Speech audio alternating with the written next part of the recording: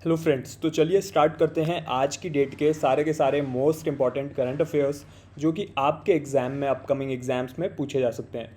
सबसे पहली जो न्यूज़ है ये है हमारी आरबीआई से रिलेटेड। तो आरबीआई ने जो trade receivable discounting system TREDS होता है उसके इंस्ट्रक्शंस, उसके डायरेक्शंस इशू करें। ठीक है, तो सबसे पहले तो TREDS को समझते हैं। ये प्लेटफॉर्म क्या है आरबीआई का। बेसिकली ये एक डिजिटल प्लेटफॉर्म है जिसके थ्रू जो MSME होते हैं यानी कि micro small and medium enterprises, उनको अपने ट्रेड रिसीवेबल्स का पेमेंट जो है वो क्विकली मिल जाता है। ठीक है, तो अलग अलग जो MSME सेलर्स होते हैं उनको फाइनेंसियर्स के साथ ये कनेक्ट करता है एंड ताकि वो उनके जो इन्वॉइस होती है उस पर डिस्काउंटिंग हो पाए। इसमें कौन कौन से पार्टिसिपेंट्स होते हैं इस प्लेटफॉर्म पे ये भी आपको पता होना चाहिए। तो इसमें जो पार्टिसिपेंट है सबसे पहले तो आपका MSME सेलर हो गया यानी कि जो गुड्स या फिर सर्विसेज सप्लाई कर रहा है। सेकंड जो है आपकी intermediary, that is the buyer. ठीक है, जो इनवॉइस को एक्सेप्ट कर रहा है। इसके अलावा कोई ना कोई फाइनेंस भी प्रोवाइड कर रहा होगा, तो जो फाइनेंसियर है MSME का वो भी वहीं पर अवेलेबल है इसी प्लेटफॉर्म पे। तो ये इन सबको एक ही सिंगल प्लेटफॉर्म पे कनेक्ट करने वाला ये प्लेटफॉर्म है TREDS प्लेटफॉर्म। एंड ये क्यों इंपॉर्टेंट है, क्योंकि ये MSME को पेमेंट डिले ओवरकम करने में हेल्प करता है। ठीक है, जो पेमेंट्स में डिले हो जाता है। इसके अलावा ट्रेड रिसीवेबल्स की जो एक्चुअल वैल्यू है वो मिलती है। एंड इसके अलावा ईज़ ऑफ डूइंग बिजनेस, जिस पर गवर्नमेंट इतना ज़्यादा फोकस करती है, उसको ये डायरेक्टली प्रमोट कर रहा है एंड आपकी फाइनेंशियल इंक्लूजन को भी प्रमोट कर रहा है। वर्किंग कैपिटल बहुत ही ईजीली इसके थ्रू एक्सेस हो जाती है। पेमेंट्स बहुत अर्ली जनरेट होते हैं। ओके, TREDS के बारे में हमने प्रोसेस समझ लिया, प्लेटफॉर्म को समझ लिया। कौन से एक्ट के अंडर इसको ऑथराइज करा, तो आरबीआई ने इसको payment and settlement system act 2007 जो है उसके अंडर इसको ऑथराइज करा। कौन से ईयर में ये आया है, 2014 में आया है। इसका जो सबसे पहला प्लेटफॉर्म था उसका नाम क्या था, RXIL, receivable exchange of India limited. ठीक है, ये आपको पता होना चाहिए। जो यहाँ पे सेलर है वो सिर्फ और सिर्फ MSME ही हो सकते हैं। बायर हो सकता है PSU, हो सकता है गवर्नमेंट का कोई डिपार्टमेंट हो सकता है कोई बड़ा कॉर्पोरेट हो, कोई भी हो सकता है।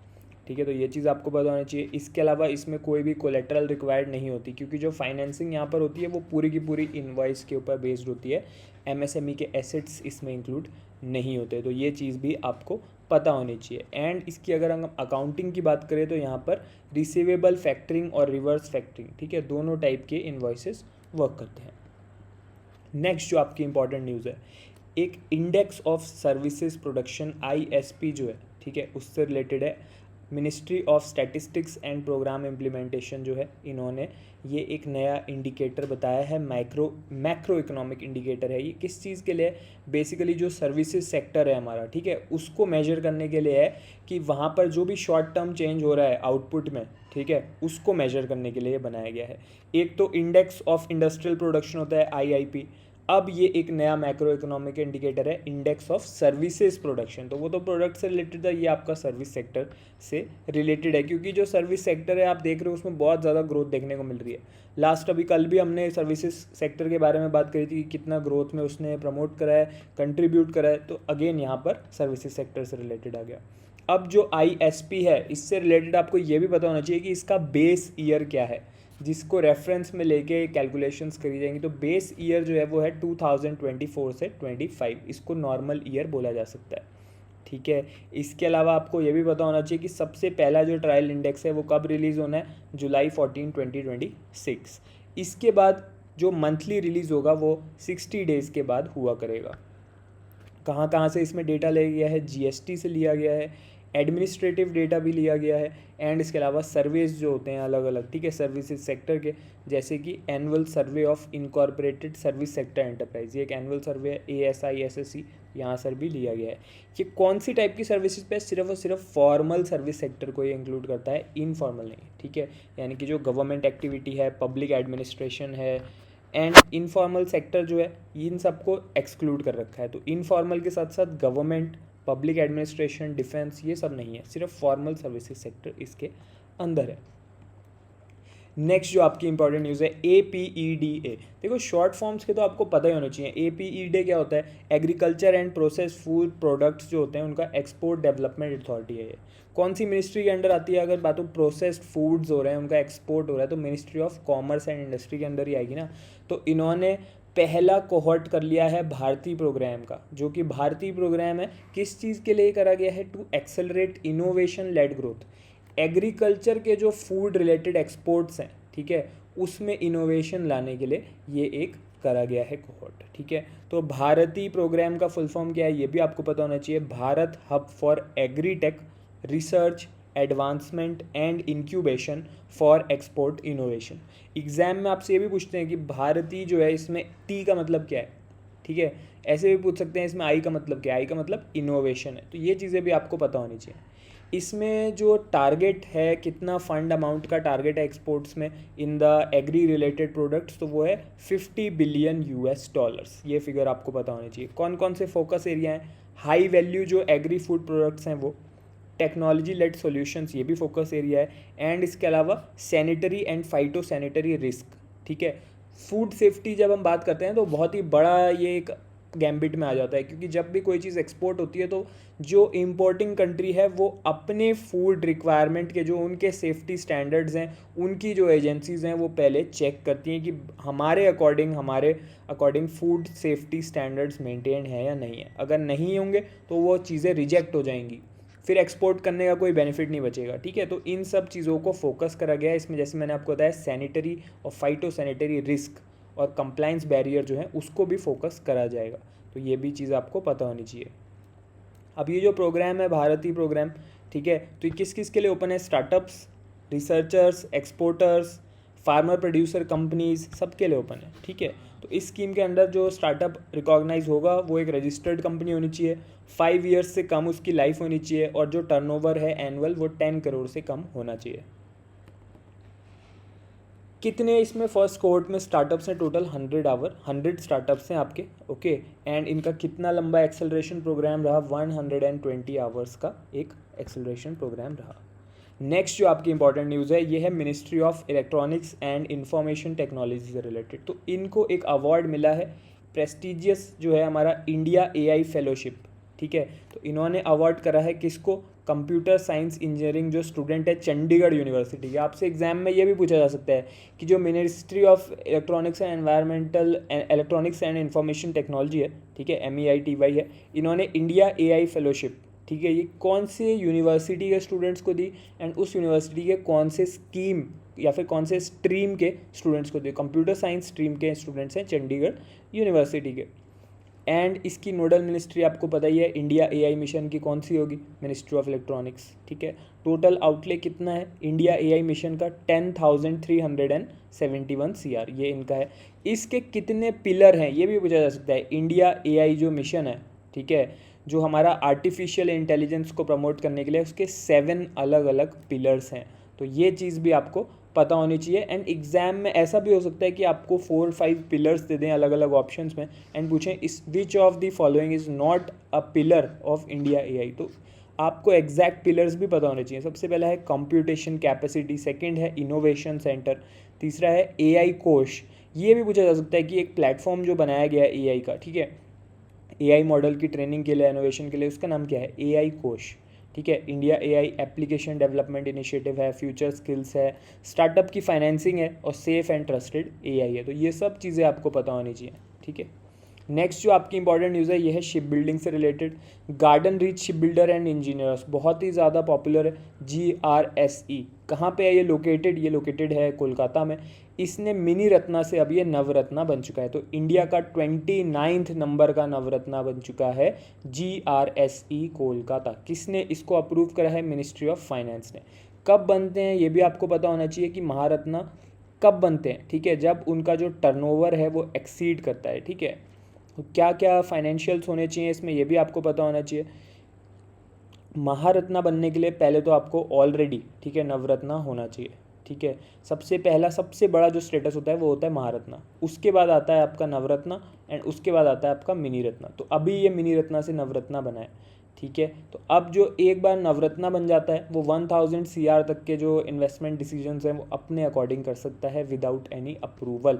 वो 1000 CR तक के हो सकते हैं या फिर उसकी अपनी नेटवर्थ के 15% तक के हो सकते हैं, ठीक है। तो अब इनके जो भी डिसीजंस हैं उनके लिए इन्हें वेट नहीं करना पड़ेगा, they can take the decisions related to operations, related to finance on their own. तो स्टैटिक भी एग्जाम में पूछा जाता है, जैसे अभी हम डिस्कस कर रहे थे, सबसे जो बेस्ट होता है वो महारत्ना होता है टर्नओवर के एंड फाइनेंशियल से रिलेटेड। तो जो महारत्ना अगर बनना है तो पहले से नवरत्ना होना चाहिए, इसके अलावा लिस्टेड होना चाहिए इंडियन स्टॉक एक्सचेंज पे, ठीक है। इसी के अलावा क्या क्या थ्रेशोल्ड है, लास्ट 3 ईयर्स का एवरेज निकाला जाएगा। टर्नओवर जो है वो 25,000 करोड़ से ज़्यादा होना चाहिए। एनुअल नेटवर्थ जो है वो 15,000 करोड़ से ज़्यादा होनी चाहिए। इसके अलावा जो एनुअल नेट प्रॉफिट है वो 5,000 करोड़ से ज़्यादा होना चाहिए। तो ये सब चीज़ें भी आपको पता होनी चाहिए। अब अगर हम नवरत्ना की बात करें, ठीक है, तो इस पे भी देख लेते हैं। तो बेसिकली जो नवरत्ना कंपनी है उसको बनने के लिए सबसे पहले तो वो मिनी रत्ना कैटेगरी 1 होनी चाहिए, शेड्यूल ए स्टेटस में, ठीक है। ये चीज़ आपको पता होनी चाहिए। एंड वो 1,000 करोड़ तक का इन्वेस्टमेंट कर सकती है, ऐसा अभी हमने डिस्कस कर लिया उसके केस में, ठीक है। 100 परफॉर्मेंस के पैरामीटर होते हैं अलग अलग, उसमें से 60 या उससे ज़्यादा स्कोर उसका होना चाहिए। मिनी रत्ना जो final you can say the smallest one is there. तो जितने भी प्रॉफिटेबल PSU हैं, ठीक है, उनको मिनी रत्ना स्टेटस दिया जाता है जो प्रॉफिटेबल होते हैं। प्री टैक्स, टैक्स लगने से पहले उनका प्रॉफिट 30 CR होना चाहिए लास्ट 3 ईयर्स के अंदर अंदर, ये भी चीज़ आपको पता होनी चाहिए। इसके अलावा ये कितना एक्सपेंडिचर कर सकते हैं, 300 CR तक का इन्वेस्टमेंट, या फिर अपने 50% अपनी नेटवर्थ तक का, इतना जितना भी लोअर हो दोनों में से उतना वो कर सकते हैं बिना गवर्नमेंट के अप्रूवल के। नेक्स्ट जो है आपका वो है लैब नेशनल इनोवेशन चैलेंज 2026, ठीक है। तो किसने इसको लीड करा, सबसे पहले तो UNDP जो है, United Nation Development Programme India, and इसी के साथ Citi Foundation, Atal Innovation Mission के साथ इन्होंने पार्टनरशिप करी। इम्प्लीमेंट किसने करा है इसको, टी हब फाउंडेशन ने, ठीक है। तो 6 अलग अलग स्टार्टअप्स थे जो कि यूथ ने करे, ठीक है, उन्होंने यूथ को में करा है, ठीक है। तो बेसिकली इसके विनर्स कौन कौन रहे हैं ये भी आपको पता होना चाहिए। तो ये जो 3 इनके विनर्स हैं, इनको 3.5 लाख ईच मिला है ग्रांट की तरफ से, एक ग्रांट मिला है इतने अमाउंट का। कौन कौन, क्या नाम है इन स्टार्टअप्स के, सबसे पहला है नव प्रयोगया लैब्स LLP, ठीक है, ये हैदराबाद बेस्ड है। नेक्स्ट जो है आपकी वो है अनबबल, एंड जो थर्ड वन है वो है इकोर नोवा सॉल्यूशन प्राइवेट लिमिटेड, ये बेंगलुरु बेस्ड है, ठीक है। तो बेसिकली ये तीनों जो हमने डिस्कस करे, ये तीनों के तीनों सस्टेनेबिलिटी इनका मेन गोल है, ठीक है। तो बेसिकली ये जो प्रोग्राम था इसमें जो स्टार्टअप्स थे उन्होंने 3 अलग अलग एरियाज़ पर फोकस करा था। एक तो आपका टेक्सटाइल्स और फैशन था, दूसरा था सर्कुलर इकोनॉमी इनोवेशन, एंड तीसरा था sustainable food system and water conservation, ठीक है। तो बेसिकली गवर्नमेंट ऑफ इंडिया का जो प्रेस्टिजियस मिशन है, एक मिशन लाइफ, ठीक है, लाइफस्टाइल फॉर एनवायरनमेंट, उसके साथ ये बहुत ज़्यादा क्लोजली अलाइन था। नेक्स्ट जो आपकी इंपॉर्टेंट न्यूज़ है, HOSA मीटिंग जो होती है ना, ये ब्रिक्स के हेड ऑफ स्पेस एजेंसी की मीटिंग होती है, ये बेंगलुरु में हुई, ठीक है। तो इंडिया ने एक इनिशिएटिव प्रपोज करा है, उसका नाम है ब्रिक्स स्पेस इकोनॉमी, ठीक है। तो बेसिकली ये एक फ्रेमवर्क है, एक मॉडल फ्रेमवर्क है, जितने भी ब्रिक्स कंट्रीज़ होते हैं उनको स्पेस टेक्नोलॉजी में कोलैब करने के लिए, ताकि वो लोग सैटेलाइट्स या फिर कॉमर्शियल लेवल पे स्पेस बिजनेस को एक्सप्लोर कर सकें सारे कंट्रीज़ मिलके, ओके। तो बेसिकली इसके क्या क्या फीचर्स है, सबसे पहला है सैटेलाइट डेटा को इम्प्रूव करना रिमोट सेंसिंग के थ्रू, ठीक है। इसके अलावा है स्पेस में सस्टेनेबिलिटी अचीव करना, यानी कि आप देखते हो बहुत सारे पुराने सैटेलाइट्स जो हैं वो ऑर्बिट करते रहते हैं, but they are of no use, so they are just contributing to waste in the space, ठीक है। तो डेब्री फ्री मिशंस पर वर्क करना, स्पेस में सस्टेनेबिलिटी लाना, एंड इसके अलावा ब्रिक्स स्पेस काउंसिल बनाने का भी एक एजेंडा बताया गया है इसमें। चलते हैं नेक्स्ट न्यूज़ के ऊपर। नेक्स्ट न्यूज़ है आपकी C.DOT से रिलेटेड, ठीक है। जो हमारा डिपार्टमेंट ऑफ टेलीकम्युनिकेशंस है उसकी एक रिसर्च एंड डेवलपमेंट यानी कि R&D की एक आर्म है, centre for development of telematics, जिसको C.DOT बोलते हैं, ठीक है। कौन सी मिनिस्ट्री के अंडर आता है ये, मिनिस्ट्री ऑफ कम्युनिकेशन के अंडर। इन्होंने एक MOU साइन करा है, किसके साथ करा है, IIT हैदराबाद के साथ इन्होंने साइन करा है। एक सेंटर फॉर एक्सेलेंस बनाया जाएगा एडवांस्ड कम्युनिकेशन टेक्नोलॉजीज़ के अंदर, ठीक है। तो एडवांस्ड कौन सी हो गई, 5G और 6G, इसके अलावा MIMO systems, AI enabled communication networks, quantum communications, cyber security और सेंसिंग सिस्टम्स, ये सारे के सारे इनके फोकस एरिया हैं। तो 5 अलग अलग इमर्जिंग टेक्नोलॉजीज़ हैं ये, इन सब में इनको फोकस करना रहेगा, ठीक है। ये जो C.DOT है इसका ये चौथा सेंटर ऑफ एक्सीलेंस है जो IIT हैदराबाद के साथ बना रहा है। इससे पहले 3 अदर IITs के साथ भी ये बना चुका है, IIT कानपुर, गांधीनगर, IIT रुड़की, ठीक है। तो ये भी एग्ज़ाम में पूछा जा सकता है। एंड इसी के साथ एक IIT हैदराबाद का स्टार्टअप है YSIG नेटवर्क्स, ठीक है, उनके साथ वो लोग 5G जो होता है ना उसके सॉल्यूशंस बना रहे हैं। तो ये चीज़ें आपको पता होनी चाहिए। नेक्स्ट जो आपकी न्यूज़ है एरोस्पेस से रिलेटेड है, साफरान इलेक्ट्रॉनिक्स एंड डिफेंस, ठीक है। ये एक फ्रांस बेस्ड एरोस्पेस कंपनी है, ठीक है, इन्होंने एक एग्रीमेंट कर लिया है, इंडियन स्पेस टेक फर्म है सैटस्योर एनालिटिक्स। किस चीज़ पर ये लोग साथ में वर्क करेंगे? जियो स्पेशियल इंटेलिजेंस के ऊपर, जियो इंट पे। ठीक है, तो फ्रांस और इंडिया का जो ईयर ऑफ इनोवेशन है उसी के अंडर ये पार्टनरशिप हुई गई है, जिसमें दोनों कंट्रीज़ के बीच में एरोस्पेस और डिफेंस टेक्नोलॉजी में एग्रीमेंट्स करे जाएंगे। ठीक है, तो बेसिकली ये एडवांस टेक्नोलॉजीज़ और इंटेलिजेंस सॉल्यूशंस पर वर्क करेंगे इंडियन मार्केट के लिए। नेक्स्ट जो आपकी इंपॉर्टेंट न्यूज़ है, एक एग्रीमेंट हुआ है ईरान के जो सुप्रीम ऑडिट इंस्टीट्यूशन होता है SAI उसको बोलते हैं, उसने करा है इंडिया का जो कैग होता है, कंट्रोलर एंड ऑडिटर जनरल, उसके साथ किस चीज़ पर? पब्लिक सेक्टर की ऑडिटिंग पर कोऑपरेशन करने के लिए। तो इंडिया के जो कैग हैं उनका नाम क्या है? वो हैं श्री के संजय मूर्ति जी, और इज़राइल के जो सबसे टॉप ऑडिटर हैं वो हैं नेतन्याहू एंगलमैन। ठीक है, तो इन दोनों के बीच में न्यू दिल्ली में ये पार्टनरशिप हुई है। नेक्स्ट जो आपकी इंपॉर्टेंट न्यूज़ है, प्रधानमंत्री राष्ट्रीय बाल पुरस्कार PMRBP, बहुत इंपॉर्टेंट है।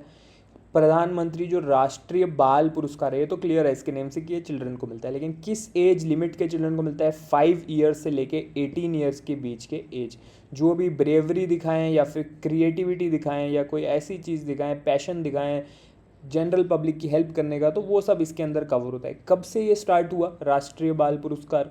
ये स्टार्ट हुआ है 2019 से। अब ये प्रधानमंत्री राष्ट्रीय बाल पुरस्कार जो है ये कौन देता है? ये देते हैं प्रेसिडेंट ऑफ इंडिया। ठीक है, नेक्स्ट जो आपकी इंपॉर्टेंट इससे रिलेटेड इन्फॉर्मेशन है, कौन सी डेट को दिया जाता है? December 26 को, क्योंकि उसको वीर बाल दिवस भी बोलते हैं, क्रिसमस के अगले दिन, तो ये भी आपको पता होना चाहिए। एंड ये बेसिकली किसकी रिमेम्बरेंस में होता है? ये उन जो सिख गुरु थे, गुरु गोविंद सिंह जी, ठीक है, तो उनके जो ब्रेव सन्स थे उनके ऊपर है। कौन सी मिनिस्ट्री इसको मैनेज करती है? तो ministry of women and child development. कितने चिल्ड्रन को मिलता है? या वो 25 चिल्ड्रन को मिलता है। कितनी कैटेगरीज हैं? 6 अलग अलग कैटेगरीज के अंदर ये अवार्ड दिया जाता है। नेक्स्ट जो आपकी इंपॉर्टेंट न्यूज़ है ये है रिकॉग्निशन से रिलेटेड। तो जो राजस्थान का जयपुर सिटी है इसको 18th रैंकिंग मिली है पूरे वर्ल्ड में best city for art and culture 2026 में। ठीक है, तो 150 सिटीज़ हैं पूरे वर्ल्ड के, उसमें जो रेजिडेंट्स रहते हैं उनका सर्वे करा था टाइम आउट ने। ठीक है, तो टाइम आउट ने इसको करके इसको जयपुर को दिया है। जयपुर को पिंक सिटी भी बोलते हैं। 1727 में ये जयपुर इंडिया का सबसे पहला प्लान्ड सिटी में से एक था। ठीक है, एंड 1876 में इसको पूरा पिंक पेंट कर दिया गया था प्रिंस ऑफ वेल्स का वेलकम करने के लिए, तब से इसको पिंक सिटी बोला जाता है। इसके अलावा वर्ल्ड सिटी ऑफ जयपुर जो है, ठीक है, यूनेस्को वर्ल्ड हेरिटेज साइट भी बन चुका है 2019 में, क्योंकि इसकी 18th सेंचुरी अर्बन डिज़ाइन है। नेक्स्ट जो आपकी इंपॉर्टेंट न्यूज़ है ये है इंडिया और तिब्बत के बॉर्डर ट्रेड के बारे में। ठीक है, जो बॉर्डर ट्रेड है वो फिर से रिज्यूम हो चुका है। 6 ईयर्स से ये सस्पेंडेड था। कौन सा पास है? लिपू लेक पास, ये भी आपको पता होना चाहिए। कहाँ पर है ये? लोकेटेड है पिथौरागढ़ डिस्ट्रिक्ट में, उत्तराखंड में, व्यास वैली में। ठीक है, तो वहाँ पर इंडिया, नेपाल और चाइना तीनों का मीटिंग पॉइंट है। ठीक है, थ्रू द तिब्बत। इसका ऑल्टीट्यूड क्या है ये भी पूछा जा सकता है। 5200 मीटर्स अबव सी लेवल। जो लोग माउंट कैलाश जाते हैं, जो लोग लेक मानसरोवर जाते हैं, उनके लिए भी ये एक बहुत ही इम्पॉर्टेंट ट्रांजिट पॉइंट होता है। नेक्स्ट जो इम्पॉर्टेंट न्यूज़ है ये है QS के वर्ल्ड फ्यूचर स्किल इंडेक्स 2027 क्वैकरली सिमर्ट्स। ये जो इंडेक्स है 89 अलग अलग कंट्रीज़ को एसेस कर रहा है कि कैसे उनका वर्क करने का फ्यूचर क्या है, जो स्किल्स हैं क्या वो एकेडमिकली उसी वे में इम्पार्ट करे जा रहे हैं यूथ को। ठीक है, वर्ल्ड में जो फ्यूचर है स्किल्स का, एंड बेसिकली जो डिमांड क्रिएट हो रही है अलग अलग मार्केट स्ट्रक्चर्स के चेंज होने की वजह से, जो न्यू एज के स्किल्स की रिक्वायरमेंट आ रही है, क्या हम उसके साथ साथ are we meeting that transformation needs और नॉट। ओके, तो फर्स्ट रैंक किसको मिली इसमें? इस इंडेक्स में फर्स्ट है United States of America. Second rank जो है वो ऑस्ट्रेलिया को मिली है। थर्ड यूनाइटेड किंगडम को मिली है। इंडिया की अगर हम रैंक की बात करें वर्ल्ड फ्यूचर स्किल इंडेक्स में 13 रैंक आई है इंडिया की। 100 में से 89.4 इंडिया का स्कोप रहा है। ठीक है, तो ये भी आपको पता होना चाहिए। इकोनॉमिक ग्रोथ की वजह से अगर इकोनॉमिक कैपेसिटी की बात करें तो इंडिया का फुल स्कोर है 100 out of 100। Future work readiness में इंडिया की 5th रैंक है। ठीक है, क्योंकि IT वर्कफोर्स बहुत बड़ा है इंडिया का। साउथ एशिया में इंडिया फर्स्ट आया है, ये भी आपको पता होना चाहिए। और लोअर मिडिल इनकम जो कंट्रीज़ होते हैं उसमें भी इंडिया फर्स्ट है। नेक्स्ट जो आपकी इंपॉर्टेंट न्यूज़ है ये बुक से रिलेटेड है, तो एक बुक रिलीज़ हुआ है VIP culture in India, power privilege and the distance from democracy. ठीक है, इसको किसने रिलीज़ करा है बुक को? Shri CP Radhakrishnan ji, vice president of India ने। कहाँ पर लॉन्च करा है? उपराष्ट्रपति भवन न्यू दिल्ली में। इसके ऑथर कौन है? श्री नबम रेबिया, ये भी आपको पता होना चाहिए। अरुणाचल प्रदेश से ये फॉर्मर हमारे राज्यसभा मेंबर भी रह चुके हैं। नेक्स्ट जो इम्पॉर्टेंट डेट है UNPST, United nation public service day. तो आपको दो चीज़ें पता होनी चाहिए। सबसे इंपॉर्टेंट जो है इसकी डेट क्या है पब्लिक सर्विस डे की UN के, एंड इसका थीम क्या है। तो डेट तो है जून 23, थीम है इसका transforming public institution, advancing innovation, participation and inclusion. तो ये थीम आपको याद होना चाहिए। ठीक है, तो इसके अलावा एक और चीज़ आपको पता होनी चाहिए कि सस्टेनेबल डेवलपमेंट और गवर्नेंस के लिए 2026 में UN पब्लिक सर्विस फोरम कहाँ पर हुआ था, ये भी पूछा जा सकता है। तो टिबिलिसी जॉर्जिया में। नेक्स्ट जो इंपॉर्टेंट डे है ये भी जून 23 को ही लाई करता है, तो ये है इंटरनेशनल ओलंपिक डे। थीम क्या है इस बार का? You can do this, let's move. ठीक है, तो इंटरनेशनल ओलंपिक कमेटी जो थी IOC, जून 23 को ही फाउंड हुई थी, इसीलिए इंटरनेशनल ओलंपिक डे मनाया जाता है। इस कमेटी के फॉर्मेशन को कोमेमोरेट करने के लिए। कहाँ पर फॉर्म हुई थी? ये पेरिस में हुई थी। तो ये भी चीज़ आपको पता होनी चाहिए। तो ये थे आज के सारे मोस्ट इंपॉर्टेंट करंट अफेयर्स जो एग्ज़ाम में पूछे जा सकते हैं। अगर आप RBI ग्रेड बी ऑफिसर की तैयारी कर रहे हो तो आप RBI grade B selection system join कर सकते हो। अगर आप बैंक PO एग्ज़ाम्स को लेके टारगेट करना चाहते हो तो आप सेकंड वाला कोर्स जो है बिगिनर टू बैंकर, उसको ज्वाइन कर सकते हो। दोनों कोर्सेज़ में मैं आपको पर्सनली गाइड करता हूँ वीडियो कॉल्स पर रेगुलर बेसिस पे, एंड इसी के साथ आपको सारी classes, notes, study material, practice question सब कुछ एक ही जगह पे मिल जाएगा। यानी कि आपकी प्रीलिम्स, मेंस, इंटरव्यू तीनों की कंप्लीट तैयारी इसमें हो जाती है। इन दोनों कोर्सेज़ का लिंक इस वीडियो के पिंड कमेंट में आपको मिल जाएगा, तो वहाँ से जाके अब आप इन्हें चेकआउट कीजिए, देखिए कैसे हैं कोर्सेज़, क्या इन्फॉर्मेशन है, कैसे आपको हेल्प करेंगे। एंड इसी के साथ कोई भी डाउट आता है तो आप इस वीडियो के नीचे कमेंट भी कर सकते हो, एंड व्हाट्सएप नंबर भी मेरा दे रखा है पिन कमेंट में, तो वहाँ पर जाके भी मुझे मैसेज कर सकते हो। अब हम मिलेंगे अगली क्लास में। Wish you all the best.